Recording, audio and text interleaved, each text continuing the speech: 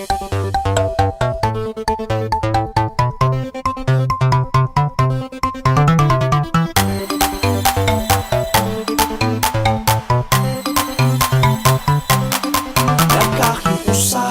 ang iligan, kay panahon na magpadayon ang pag-asenso. Ang kabibo, kalino kahapsay sa ato ang dakbayan. Ang pag-asenso sa iligan, daghang proyekto, edukasyon, ekonomiya o turismo. Atong maangkon, kuyog ta sa Solid 15.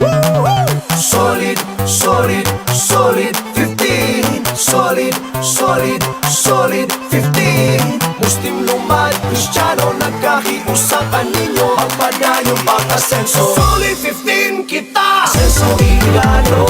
Solid 15 kita, asenso Iligano. Solid 15 kita, asenso Iligano. Solid 15 kita, asenso Iligano. Solid 15 kita, asenso Iligano. Solid 15 kita, asenso Iligano.